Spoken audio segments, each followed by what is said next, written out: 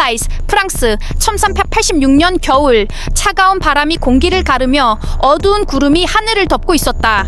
보통은 시장으로 붐비는 마을 광장이 오늘은 이상하게도 고요했다. 거대한 사건이 벌어지고 있었고 그것은 마을 전체의 관심을 끌었다.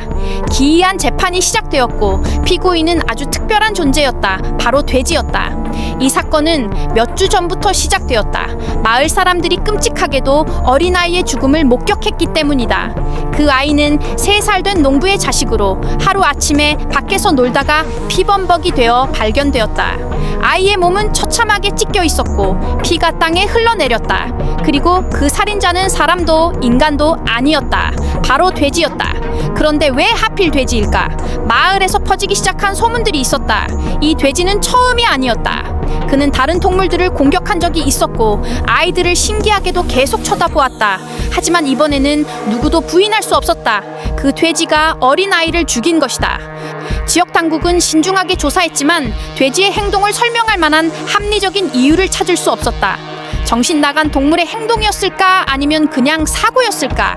어쨌든 마을 사람들은 세대에서 세대로 전해져 내려온 이상한 이야기들을 무시할 수 없었다.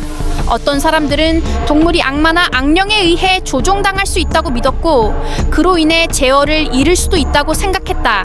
그래서 아이의 죽음은 가볍게 넘길 수 없었다. 이 사건이 지방관청에 전달되자 즉시 공개 재판이 열리게 되었다. 중세 시대에서는 법이 인간과 동물을 구별하지 않았다. 만약 동물이 인간을 죽였다면 그 동물도 범죄자로 취급받아 처벌을 받았다. 그래서 돼지는 살인 혐의로 기소되었고 범죄자로서 재판을 받게 되었다. 재판 당일 마을의 분위기는 매우 무겁고 긴장감이 돌았다. 마을 사람들은 호기심 때문만이 아니라 아이의 죽음에 대한 정의를 찾기 위해 모였다. 재판은 마을의 시청에서 진행되었고 그곳의 거대한 벽은 수많은 인간의 죄악을 목격해왔다. 피고인은 우리에서 끌려 나왔다. 다리와 코가 묶여 있었고 돼지는 크고 더러운 회색 털에 혼란스러운 눈을 띠고 있었다. 돼지는 무엇이 일어나고 있는지 전혀 알지 못했지만 마을 사람들은 그를 증오의 눈빛으로 바라보았다. 마치 무고한 아이를 죽인 괴물처럼. 검사가 일어섰다. 그의 얼굴은 냉정하고 차가웠다. 피고인, 이 돼지는 아이를 죽인 중대한 범죄를 저질렀다. 이는 용납할 수 없는 죄악이다. 이 동물이 마을에 존재하는 것은 공포를 일으켰고 더 이상 살아남을 수 없을 것이다. 그는 신의 법에 따라 처벌을 받아야 한다. 변호사는 검은 망토를 입은 뚱뚱한 남자가 일어섰다. 그는 급히 돼지가 무죄라고 주장했다. 돼지는 자신의 행동을 이해할 수 없다는 것이다.